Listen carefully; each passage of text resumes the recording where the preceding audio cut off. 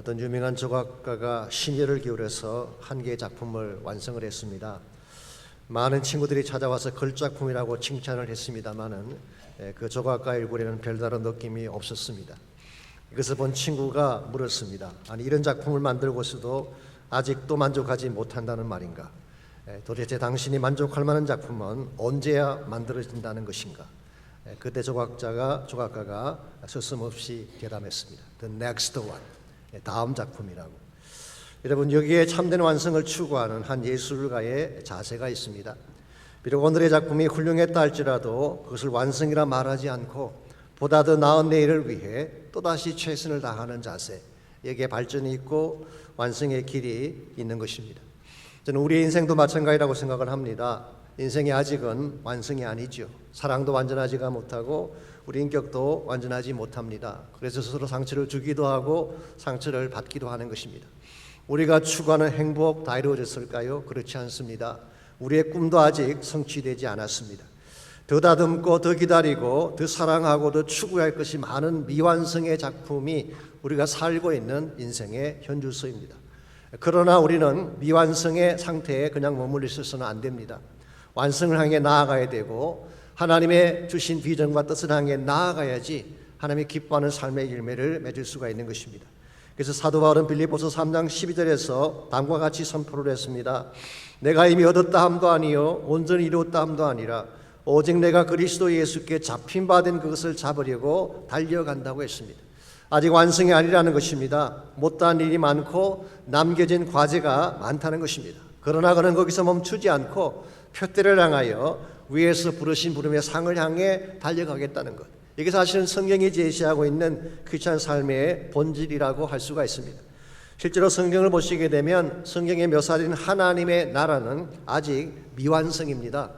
예수님께서 오심으로 이미 하나님 나라가 시작은 되었지만 아직 완성된 것은 아니에요. 그래서 많은 성사학자들이 하나님 나라를 표현할 때 자주 쓰는 이런 용어가 있죠. Already but not yet.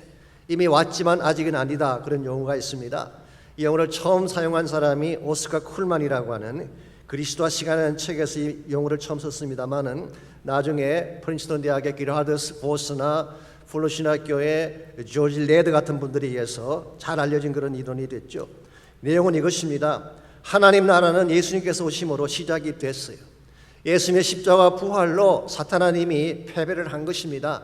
이런 면에서 하나님 나라는 already 이미 이루어진 것입니다. 그러나 아직 완성된 것은 아니다. Not yet. 왜냐하면 아직 주님이 오실 때까지는 아직은 사탄의 잔재가 남아있고 폐잔병들의 계속적인 투쟁을 해오고 있기 때문에 종말이 올 때까지 아직 하나님 나라는 이루어지지 않은 것입니다. 이런 측면에서 크리스찬 삶이라고 하는 것은 아직은 완성되지 않았지만 완성의 그 날을 향하여 날마다 걸어가는 삶이다. 이렇게 정의할 수가 있습니다. 우리가 사는 이 땅에 아직도 악이 존재하죠. 아직은 불완전합니다. 부조리가 판을 치는 것이 우리 삶의 현실이죠. 그럴지라도 이것이 우리 삶의 전부가 아니라 우리는 완성의 날이 있다는 거예요. 하나님께서 준비하신 하나님 나라를 완성하실 비전의 날이 있다는 것입니다. 이것을 바라보며 날마다 그 날의 완성을 향해 달려나가야지 우리 삶의 열매가 아름다워지게 되고 하나님께 영광이 된다는 것입니다. 여러분 인생을 살아갈 때 주어진 현실만 보며 사시는지 아니면 그날에 주어질 영광을 바라보며 참된 비전을 향해 달려가시는지 여러분 삶의 모습이 어떠냐에 따라서 인생의 내용과 열매가 달라질 수밖에 없습니다. 우리가 진실로 하나님을 바로 믿고 예수의 제자가 되었다고 한다면 현재에 머물지 아니하고 하나님 나라의 완성을 향해 날마다 달려가야만 합니다. 우리가 비전을 향해 하나님 나라의 완성을 향해 날마다 바르게 걸어가려면 과연 무엇이 필요할까요? 오늘 주신 이 본문을 중심으로 이것을 함께 정리해 보려고 합니다. 오늘 같이 읽은 이 본문에 보시면 미완성의 현실에도 불구하고 가나안 땅의 완성을 향해 열심으로 달려갔던 이스라엘 백성의 모습이 소개가 되어 있습니다. 1절 말씀 보시면 당시 정황이 이렇게 묘사가 되어 있습니다. 여호수아가 나이 많아 늙음에 여호와께서 그에게 이르시되 너는 나이 많아 늙었고 얻을 땅에 남은 것은 매우 많도다. 여호수아의 나이가 많아서 늙었다. 전 착잡함이 느껴지는 대목이 아닐 수가 없습니다. 한때는 그렇게 젊고 패기만만했는데 어쩔 수 없습니다. 세월이 되면 다 그렇게 되는 것입니다. 저도 한때는 모임에 가면 젊은 종 그렇게 불리던 적이 있었는데요. 요즘 어디 가면 축도하라고 시킬 때가 많습니다. 지금 여호수아의 나이가 많이 늘었어요. 나이가 연로하게 된 것입니다. 얼마나 됐을까요? 아마 성경에 정확하게 나와 있지는 않지만 짐작컨대 100세가 넘지 않았을까 그렇게 다 추적을 하고 있습니다. 왜냐하면은 여호수아 24장에 보시면 땅 분배를 마치고 죽을 때 나이가 110살이라고 했기 때문에 아마 오늘 이 말씀을 기록할 당시 아무리 안 돼도 100세는 넘었을 가능성이 있습니다. 흔히 여호수아와 갈렙 두 명을 같이 거명을 하니까 연배가 비슷한 줄 알지만 그렇지 않습니다. 갈렙은 이때 겨우 85세밖에 안 됐어요. 근데 여호수아는 100세가 됐으니까 한참 선배라고 할 수가 있죠. 이와 같이 여호수아의 몸이 늙고 나이는 많아졌는데 문제는 아직도 정복해야 될 땅이 많이 남아있다는 사실이에요. 제가 이렇게 말씀을 드리면 어떤 분은 반문할지 모르겠습니다. 지난주 설교에 분명히 그 땅에 전쟁이 그쳤다 그렇게 말씀하셨는데 아직도 전쟁이 남아있다니 무슨 이야기인가 반문할지 모르겠어요. 지난주도 사실은 언급을 드렸습니다마는 그것은 어디까지나 가나안의 중요한 거점을 장악했다고 하는 뜻이지 그 땅 구석구석까지 다 점령을 해서 모든 이방 족속을 쫓아내었다 그런 뜻은 아닙니다. 좀 더 자세히 본문을 들어가 보게 되면요, 아직 정복하지 못한 지역과 족속들이 많이 나열이 되어 있습니다. 먼저 2절과 3절을 보시면은 블레셋이 그대로 남아 있었어요. 블레셋은 주로 지중해 서쪽 해안 지역에 살던 막강한 족속인데 그들이 살고 있던 5개의 성읍이 그대로 존재했습니다. 아시겠지만 블레셋은 후일 이스라엘을 괴롭히는 주적이 되죠. 엘리제사장 때도 블레셋이 공격을 해왔고 전쟁을 했습니다. 사무엘 때도 블레셋이 대적이었어요. 사울 왕 때도 마찬가지입니다. 사울 왕 때 이스라엘을 능멸했던 자이언트 골리앗이 나오죠. 골리앗이 어느 족속일까요? 블레셋 사람이었습니다. 이와 같이 블레셋이 항상 이스라엘을 침공하는 주적이었는데 다윗 시대에 갔어야 비로소 점령을 당하고 그들이 쇠퇴하게 됩니다.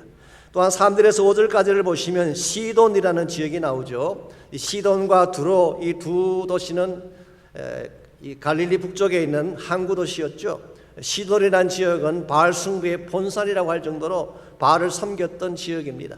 시돈 출신 중에 이스라엘 왕에게 시집을 와서 온 이스라엘을 바알 숭배에 말아먹었던 여자가 한 분 계시죠. 이름이 뭘까요? 아합의 부인이었던 이세벨이었습니다. 이와 같이 전체적인 점령은 했지만 아직은 지역적으로 전투가 남아있고 점령할 땅이 있었어요.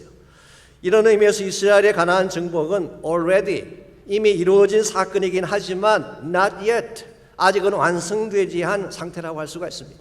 계속되는 전쟁이 있고 전투가 있고 점령해야 될 족속과 땅이 남아있었기 때문이죠. 사실은 이것이 오늘 여러분과 제가 살고 있는 크리스찬 삶의 현실이라고 할 수가 있습니다. 앞에서도 말씀을 드린 것처럼 하나님의 나라는 이미 도래했습니다. 예수님께서 오셔서 십자가를 지시고 부활하심으로 사탄은 이미 패배했습니다. 그럴지라도 아직은 전쟁은 끝나지 않았어요.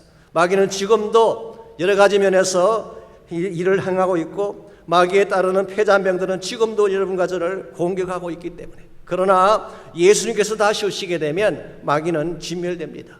주님이 재림하시게 되면 전쟁은 끝이 나고 그때 완전한 차원의 승리가 오는 것입니다. 자, 그렇다면 지금부터 그날까지, 지금 현실부터 예수님께서 다시 오시는 그날까지 여러분과 제가 크리스찬으로서 해야 될 사명이 뭘까요? 그냥 가만히 앉아서 세상 탓이나 하며 보내야 될까요? 아니면 하늘을 바라보며 주님이 완성의 날을 주실 때까지 기다리기만 해야 할까요? 둘 다 아닙니다. 남아있는 땅을 정복하는 것이 여러분과 제가 해야 될 사명입니다.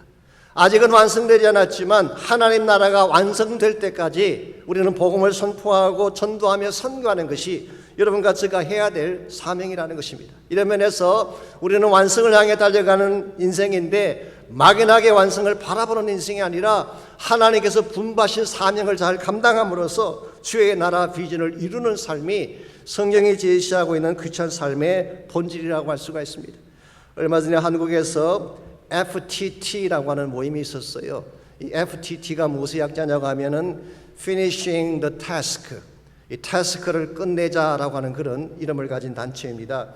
사실 이것이 우리 Great Commission, 예수님의 대분부 2000주년을 맞이해서 릭 와렌 목사님을 중심으로 형성했던 사실은 미전도 종족을 선교하자고 하는 선교 대회를 말하는 것입니다. 이게 2020년도에 한국에서 열렸는데요. 그때 나왔던 자료들을 제가 좀 보았더니 2000년도까지 미전도 종족 Unreached People 그룹이 약 3,000개 남아 있었는데 현재 310개 정도밖에 남지 않았다고 합니다. 그런데 복음화 비율이 1% 미만인 종족들, 그리고 교회가 아직 세워지지 아니한 그런 종족들을 우리는 흔히 미개척 종족이라고 부릅니다. 영어로 표현하면 Unengaged Unreached People 그룹. 이 사람들이 약 4,700개 정도 아직 남아있다고 합니다. 인구수로 따지자면 약 18억 정도가 교회가 세워지지 아니한, 복음이 제대로 들어가지 아니한 지역의 사람들이라고 할 수가 있습니다. 이 사람들이 오늘 이 시대에 남은 땅들이에요. 여러분과 제가 이 족속들에게 들어가서 예수의 복음을 선포하고 그 땅마저도 하나님 나라가 되게 만드는 사명이 교회에 주어진 사명이고 오늘 여러분과 주에게 주어진 사명이라고 할 수가 있습니다. 이와 같이 아직 미완성인 하나님의 나라, 아직 완전하지는 아니하지만 완성을 향해 다가가는 이 하나님의 나라에서 여러분과 제가 하나님이 분부하신 사명을 잘 감당하고 주의 비전을 실제적인 차원에서 성취하려면 과연 무엇이 필요할까요? 오늘 같이 봉독한 본문에 보시게 되면 가나안 땅에 남은 땅을 정복하기 위해서 꼭 필요했던 몇 가지 원리들을 오늘 성경이 소개하고 있습니다. 완성의 날을 향해 달려가려면 첫 번째로 계승의 원리를 알아야 됩니다. Principle of Succession, 이 계승의 원리를 알아야지 하나님 나라 완성을 향해 나아갈 수가 있습니다. 하나님의 나라는 한 세대에 다 이루어지지 않습니다. 그러므로 한 세대가 끝나면 그 다음 세대가 계승을 해야 돼요. 그리고 그 다음 세대가 끝나면 또 그 다음 세대가 등장해서 계승을 해야지 하나님 나라 비전이 이루어지는 것입니다. 자, 오늘 본문에서 여호수아 나이가 100세가 넘었다고 했는데요. 이 노고를 이끌고 돌아가실 때까지 전쟁을 해야 할까요? 그것은 어느 면에서 보든 간에 무리라고 할 수밖에 없습니다. 그래서 하나님께서 이 100세가 넘은 여호수아 혼자에게 전쟁을 일임하지 아니하고 한 가지 계획을 준비하셨어요. 그게 6절 말씀 속에 나와 있습니다. 6절을 보시게 되면 또 레바논에서부터 미스로보마임까지의 산지 모든 거민 곧 모든 시돈 사람의 땅이라 내가 그들을 이스라엘 자손 앞에서 쫓아내리니 너는 나의 명한 대로 그 땅을 이스라엘에게 분배하여 기업이 되게 하라고 했습니다. 여기 보시면은 하나님은 두 가지 플랜을 말씀하시죠. 그 첫 번째가 내가 그들을 이스라엘 자손 앞에서 쫓아내리라. 이 말은 하나님이 계속해서 개입하시겠다는 뜻이에요. 이제 여호수아의 시대가 끝났으니까 하나님이 퀴트하시는 게 아니라 He will continue to fight. 계속해서 너희들을 위해 싸우겠다는 것이 이게 하나님의 첫 번째 계획이에요.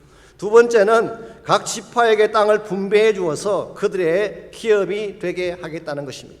이게 기업이라고 하는 말은 inheritance, 그들이 물려받게 될 유업을 말하는 것입니다. 그래서 각 지파에게 그들 고유한 기업을 나누어 줌으로써 각자의 지파별로 땅을 정복해 나가도록 그렇게 플랜을 세우신 것입니다.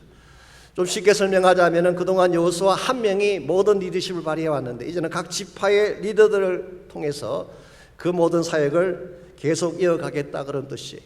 아시겠지만 지금 이 시점에서 실제로 출애굽 세대 중에 1세대 중에 남아있는 사람은 2사람밖에 없었어요. 여호수아와 갈렙 2명밖에 없었습니다. 다른 사람들은 다 광야에서 돌아가셨죠. 38년 헤매는 가운데 다 돌아가셨습니다. 그러므로 사실 여호수아와 갈렙을 지휘하고 나면 나머지 지파를 대표하는 사람들은 전부 다 그 다음 세대 사람이에요. Second generation. 그래서 하나님께서 여호수아의 세대가 이제 끝이 나면 그 다음 계승할 세대가 필요한데 각 지파들을 통하여서 그 다음 세대를 계승시켜 주신 것. 이게 소위 말하는 계승의 원리라고 하는 것입니다. 여러분 아무리 훌륭한 사역이라도요 계승이 없으면 실패라고 말할 수밖에 없습니다. 지속적인 열매를 맺을 수 없기 때문에 그런 것입니다. 그래서 미국 사람들이 흔히 하는 말 중에 이런 표현이 있잖아요. Success without succession is a failure. 계승자가 없는 성공은 실패다 그런 말이 있어요. 이 하나님 나라를 만드는 것도 마찬가지입니다. 아무리 훌륭한 사역을 했더라도 남아있는 땅을 계속 정복해 나갈 수 있는 계승자가 세워지지 않는다면 하나님의 꿈은 이루어질 수가 없는 것입니다. 인도의 선교 역사를 보게 되면요, 인도에 최초로 선교를 간 선교사가 윌리엄 캐리였죠. 이 사람이 선교를 시작함으로써 근대 선교가 다시 열리게 됐습니다만은 윌리엄 캐리의 뒤를 이은 사람이 알렉산더 더프라고 하는 선교사입니다. 이 사람은 스코틀랜드 장로교단 출신인데요. 윌리엄 캐리는 침례교 출신이죠. 그럼에도 불구하고 인도에 갔을 때에 윌리엄 캐리와 함께 동력을 했고, 윌리엄 캐리가 세상을 떠난 후에 그의 사역을 계승해서 가난한 사람들에게 복음 나누는 일을 평생을 했습니다. 그러나 이번에 나이가 이제 많아지게 되자 더 이상 사역을 할 수가 없을 때가 됐을 때에 이 알렉산더 더프가 자기 본국으로 돌아와서 스코틀랜드 장로교 총회에서 선교 보고를 하게 됐습니다. 이 선교 보고의 마지막 부분에 이렇게 도전을 했어요. 자신은 이제 선교를 더 이상 할 수가 없지만 자기의 뒤를 이어서 인도에 선교 가기를 원하는 젊은이들 앞으로 나오라고 초청을 했어요. 근데 한 명도 나오지 않았습니다. 선교 보고를 들을 때는 많은 사람들이 박수를 쳤는데 막상 선교에 헌신하라고 하니까 단 한 사람도 응하지를 않은 것입니다. 그때에 흰머리에 노구를 이끌고 강단에 선 알렉산더 더프가 했던 너무나 유명한 말이 남아있지 않습니까? 이렇게 말을 했습니다. 빅토리아 여왕이 군사를 모집할 때는 수많은 젊은이들이 지원을 하더니 왕중의 왕이신 예수님의 부르심 앞에는 한 사람도 나오지 않다니 너무나 저의 가슴이 아픕니다. 나는 내 고향 스코틀랜드에 뼈를 묻으려 왔지만 다시 인도로 돌아가서 겐지스 강변에 뼈를 묻는 스코틀랜드의 마지막 사람이 되겠습니다.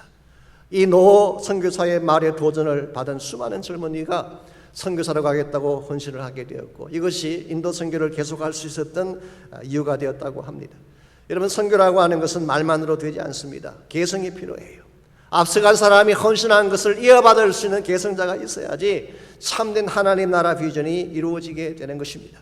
저에게도 마찬가지입니다. 항상 앞에 서신 분들, 늘 일하시는 분들만 일할 수 없어요. 계승자가 있어야 돼요. 그래야지 저희 교회가 미래가 있는 것입니다. 그래서 사역도 그렇고 선교도 그렇고 앞으로 비전을 이루는 모든 것도 그렇고 계승자가 나와야 돼요. 정말 여러분 가운데에 하나님 나라를 계승하는 많은 분들이 나오시기를 바랍니다. 그래서 예배 사역도 감당해 주시고 선교도 감당해 주시고 전도도 감당해 주시고 부엌을 섬기며 차량을 섬기는 일도 감당해 주셔서 하나님 나라가 계속될 수 있도록, 하나님 나라 비전이 계속될 수 있도록, 우리가 하나님의 완전한 비전을 성취하기를 원한다면 1차적으로 필요한 원리가 계승의 원리, succession이 필요한 것입니다. 두 번째로 완성의 날을 향해 달려가려면 분담의 원리를 알아야 됩니다. Principle of Participation. 이 모두가 참여해서 짐을 나누어 져야지 하나님 나라 비전을 이룰 수 있다, 그런 뜻입니다. 쉽게 말하면 구경꾼이 되지 말고 참여자가 되라, 그런 뜻입니다.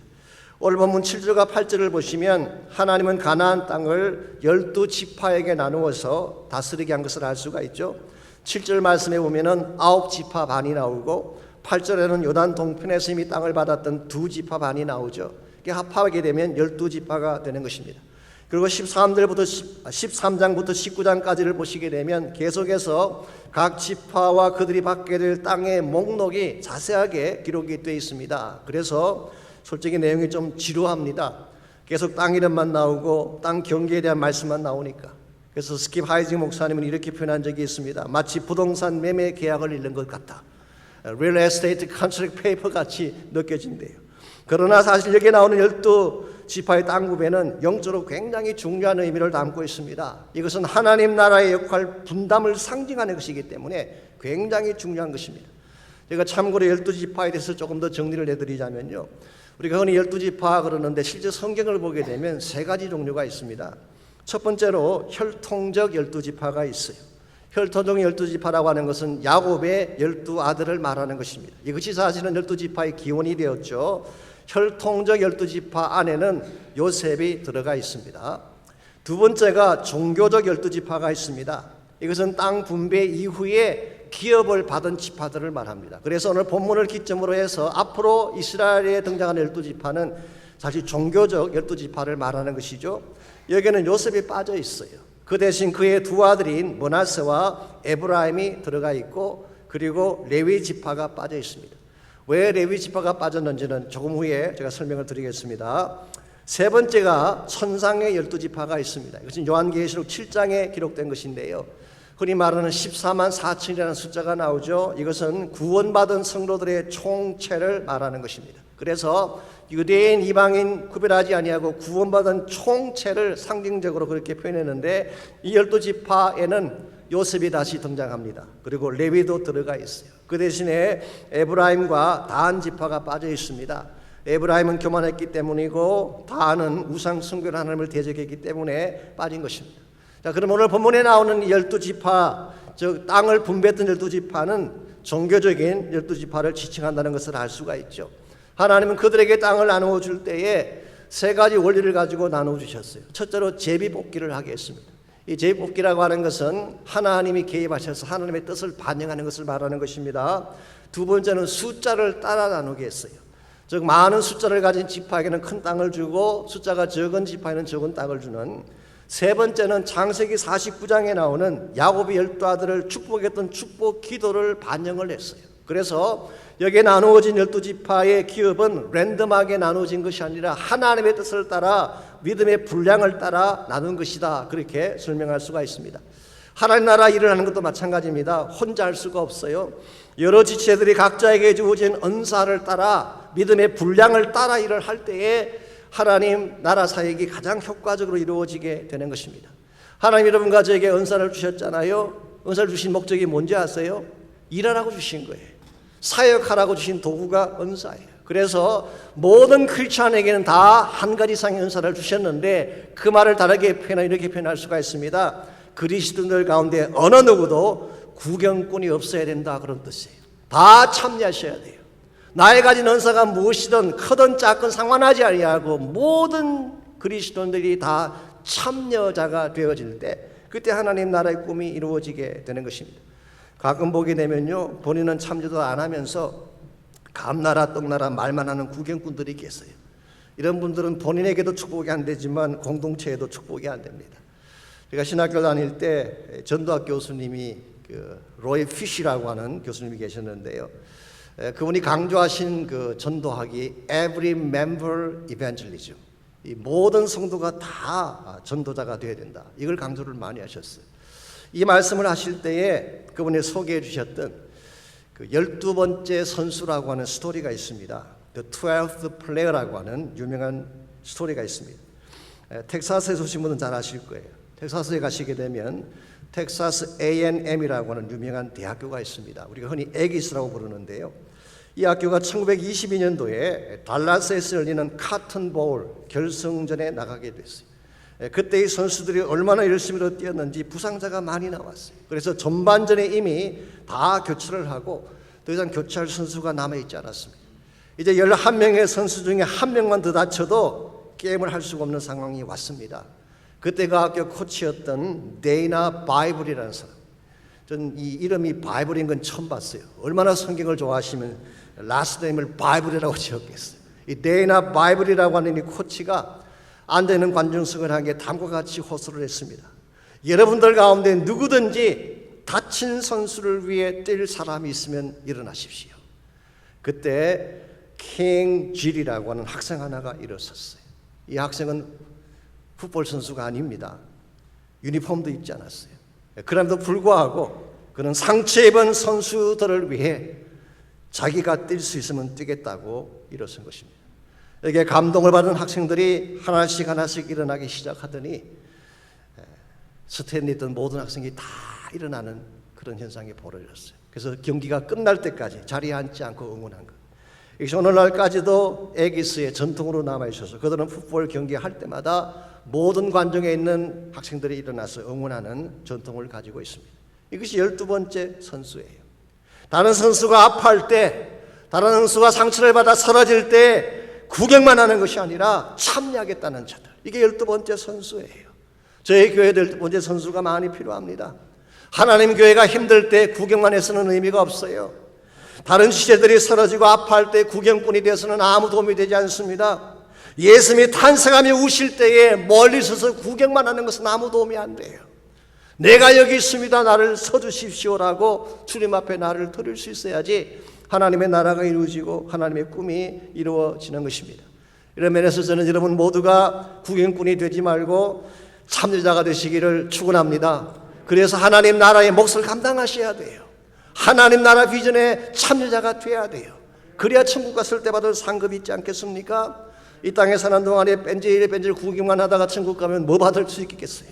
하나님 기뻐하시겠습니까? 정말 내가 하나님을 사랑한다면 하나님께 드릴 것이 있어야 돼. 여러분의 삶을 드리고 여러분의 시간을 드리고 물질을 투자해서 참여자가 되어져야지 하나님 나라 비전이 완성되는 것입니다. 이와 같이 하나님 나라의 꿈을 이루기를 정말 원한다면 계승자도 필요하고 참여자도 필요하지만 또 한 가지 중요한 원리가 있습니다. 완성의 날을 향해 달려가려면 동력의 원리를 알아야 됩니다. Principle of Power. 힘이 어디서 나오는가, 이 동력의 원리를 알아야지 하나님 나라 사명을 이룰 수가 있는 것입니다. 이 완성의 날을 향한 여정은 하루아침에 끝나지 않습니다. 매일매일 계속해서 달려가야 되는 삶이죠. 그러려면은 우리를 계속 달리게 할 수 있는 힘이 필요해요. 이 힘을 우리는 동력이라고 합니다. 파워, 무빙 파워죠. 여러분, 풍차를 돌리려면 뭐가 필요할까요? 바람의 힘이 필요하죠. 바람이 불어야지 풍차가 돌아가는 것입니다. 물레방아를 돌리려면 뭐가 필요할까요? 물의 힘이 필요하죠. 이 물의 힘이 물레방아를 돌게 하는 것입니다. 전기기관차를 가게 하려면 뭐가 필요할까요? 화력이 필요합니다. 그래서 옛날에는 석탄으로 떼다가 요즘은 가스나 전기의 힘, 심지어 뉴클리어 파워가 엄청난 동력으로 작용을 하고 있죠. 자, 그렇다면 하나님의 나라를 움직이는 동력은 어디에서 나올까요? 한마디로 요약하면 성막에서 나온다, 그렇게 말할 수 있어요. 하나님의 임재에서 하나님 나라 동력이 나오는 거예요. 그래서 14절을 보시게 되면 12지파에게 기업을 분배하면서 유독 한 지파에게만은 기업을 주지 않는 케이스가 있습니다. 그 지파가 어느 지파일까요? 레위 지파라고 말씀하고 있습니다. 14절 봅니다.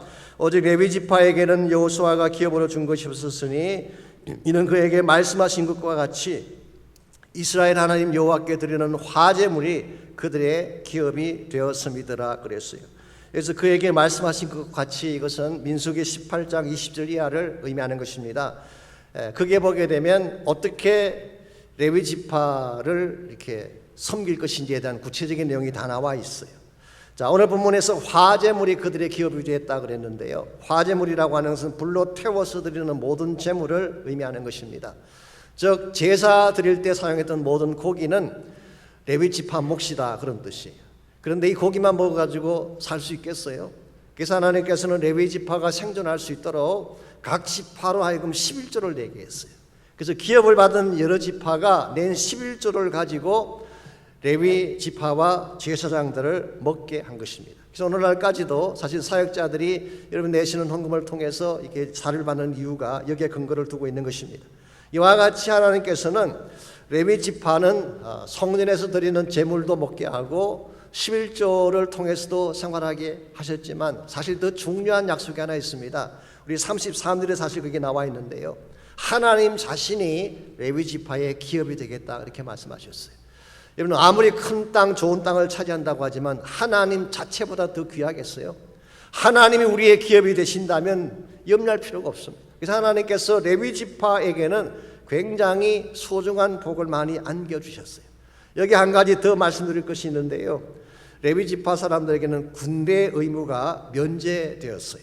민수기 1장 49절에 보시면 각 지파마다 계수를 할 때에 20세 이상 되는 남자들의 숫자를 이렇게 카운트할 때에 레위 지파는 빼라고 했어요. 왜냐하면 군대를 가지 않게 하기 위해서. 그래서 군 면제를 받은 유일한 지파가 레위 지파. 한국에서 이것이 계속됐다면 아마 특혜 논란으로 굉장히 시끄러웠을 것입니다. 이와 같이 하나님께서는 레위 지파에게 이와 같은 여러 가지 많은 조치를 취해 주셨는데요. 이와 같은 조치를 통해서 딱 한 가지를 행하기를 원하셨어요. 그 한 가지가 뭐냐고 하면 성막을 섬기는 일을 하도록 하기 위해서.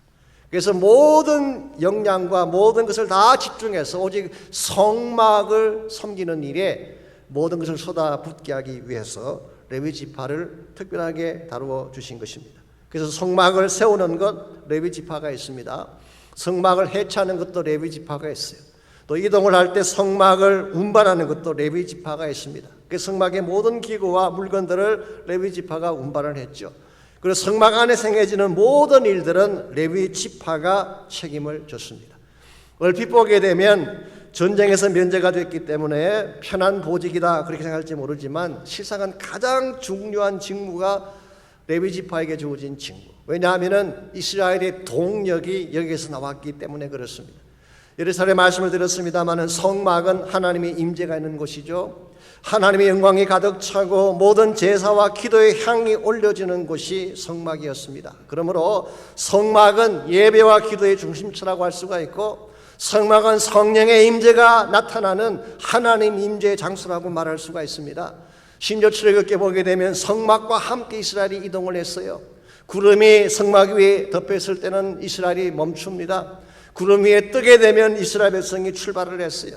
그래서 낮에는 구름으로 밤에는 불로 덮으셔서 이스라엘을 인도하셨다고 성경은 기록하고 있습니다. 이와 같이 성막이라고 하는 것은 이스라엘 백성을 지탱해주는 능력의 원천이요, 이스라엘 백성을 움직이는 moving power, 이 동력의 원천이라 그렇게 말할 수가 있는 거예요. 이걸 하나님께서는 레위 지파에게 부탁하신 거예요.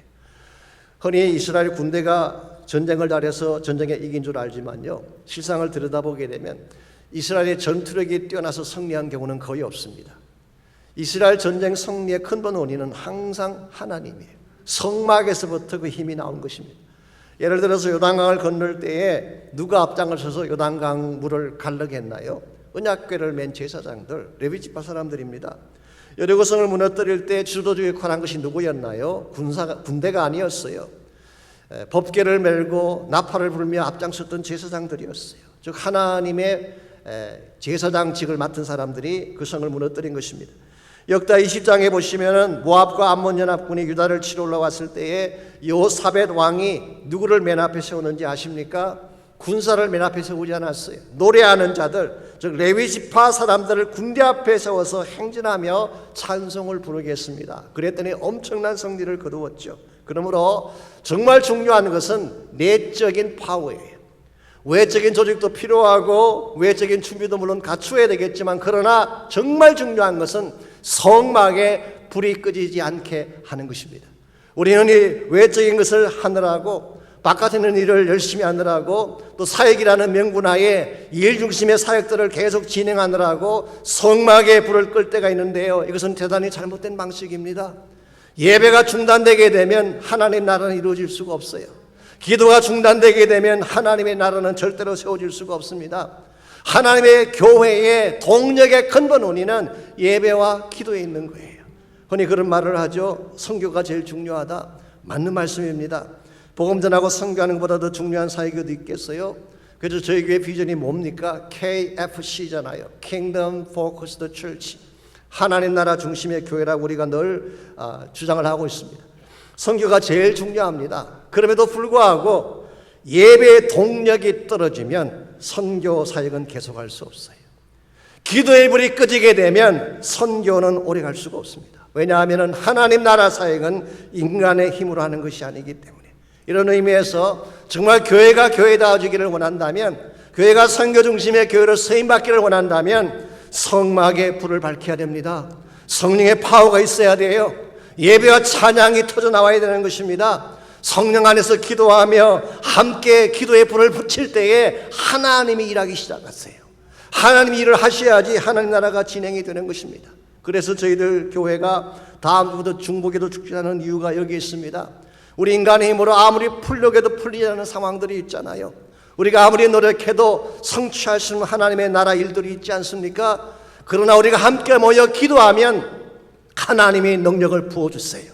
하늘의 능력이 임하게 되면 능치 못할 일이 없고 감당하지 못할 일이 없고 하나님 사역에 가장 창대한 역사를 이룰 수가 있게 되는 것입니다. 이런 면에서 여러분 모두가 꼭 나오시기를 바랍니다. 아무리 분주하고 바쁘시더라도 이 중보기도 축제에 나오셔서 함께 부를 지며 기도할 수 있기를 바랍니다. 회개해야 됩니다. 자복해야 됩니다. 전심을 다해 성령의 기름 부음을 구해야 돼요. 정말 예배하며 찬양하는 것이 진실된 예배가 되어야 됩니다. 그저 형식을 갖춘 예배가 아니라 파워풀한 예배가 들어지게 되고 찬양이 들어지게 되면 그때 하나님의 역사가 시작이 되는 것입니다. 잘 아시겠지만요, 코로나가 처음 터졌을 때 정부가 제일 먼저 취한 액션이 뭔지 아십니까? 예배를 셧다운 시키는 것이었어요. 예배를 중단시키는 것이 그들이 했던 첫 번째 조치였어요. 여러분, 지난 1년 6개월 동안 예배와 기도가 셧다운 됐는데요. 어떤 현상이 일어났는지 아십니까? 제가 지난 주간에 한국에서 오시는 선교단체 대표 한 분과 같이 식사를 하는데 그분이 그렇게 말씀하시더라고요. 지금 한국교회 성도들 가운데 40%가 교회를 떠났어요. 그 40% 중에 대다수가 젊은 청들이라고 합니다. 여러분, 이것이 우연일까요? Maybe not. 사탄은 어디를 치면 교회가 무너지는지를 잘 알고 있어요. 어디를 치면 하나님 나라 비전이 무너지는지를 잘 알고 있어요. 그게 바로 예배예요. 예배에 모이지 아니하고 기도에 모이지 아니하면 결국 하나님 나라는 진행될 수가 없습니다. 그동안 물론 한국 교회가 잘못한 것이 많죠. 저도 그 잘못한 원형 중에 한 사람이기 때문에 뭐 떳떳하게 말할 자격은 되지 않습니다만은, 그럴지라도 우리가 이와 같은 상황에서 구경만 하며 서 있어서는 안 됩니다. 뭐 해야 돼요? 기도해야 돼요. 그리고 꺼져버린 성막의 불을 다시 붙여야 합니다. 그때 하나님께서 하나님의 비전을 이룰 수 있도록 능력을 부어주시는 것입니다. 그러므로 8월 1일 오후 1시 반, 여러분 사무예배가 끝난 직후에 바로 이 자리에서 모입니다. 우리 온 교회가 다 모였으면 좋겠어요. 한 명도 예외 없이. 또 교회 나오지 못한 분들까지도 초청해서 나오시게 하십시오. 그리고 저희 교회뿐만 아니라 이 지역 교회들이 이 중보기도 축제를 통해서 다시 부흥되어지고 교회 예배가 살아나고 하나님 나라 비전이 다시 회복되어지는 역사가 있도록 여러분 꼭 오셔서 함께 기도해 주시기를 바랍니다. 우리가 사는 이 땅은 완전한 세상이 아닙니다. 아직도 죄악이 있고 어두움이 있고 부조리가 있는 세상입니다. 우리 삶의 현실을 보게 되면 아직도 아픔이 있잖아요. 깨어짐이 있잖아요. 고통이 존재하지 않습니까? 어느 언젠가 주님 다시 오시게 되면 이 모든 고통이 끝날 거예요. 새하늘과 새 땅이 임하게 되면 우리 눈의 눈물을 주님이 씻겨주시고 우리 모두를 주의 가슴에 안고 노래하게 할 날이 반드시 올 것입니다. 그러므로 현재 주신 나의 삶의 아픔 때문에 힘들어하지 마시고 하나님의 나라를 바라보시기를 바랍니다. 날마다 높은 곳을 향해 주의 부르심의 비전을 향해 나아가는 여러분 되시기를 바랍니다. 그래서 우리 모두가 그 높은 곳에 우뚝 서서 함께 주를 찬양하며 주의 비전을 노래하며 주의 나라를 세워갈 수 있을 때에 하나님의 마음의 소원이 이루어지게 되고 주의 나라가 회복되어질 수가 있습니다. 그럼 우리 하나님께 기도하기를 원하는데요, 현실의 아픔에 안주하지 않게 하시고 현실의 삶에 주저하지 않게 하시고 주의 나라를 바라볼 수 있는 우리가 되게 달라고 기도하시기 바랍니다. 날마다 완성을 향해 달려가는 믿음의 사람들이 되게 달라고 기도하시기를 바랍니다. 또한 오늘 주부터 시작되는 중국기도 축제가 하늘을 여는 축제가 될 수 있도록, 성령의 기름 부음이 임하는 축제가 될 수 있도록, 온 성도가 함께 모여 부르짖으며 회개하며 잡아가는 축제가 될 수 있도록 우리 전심을 다해 함께 기도하겠습니다.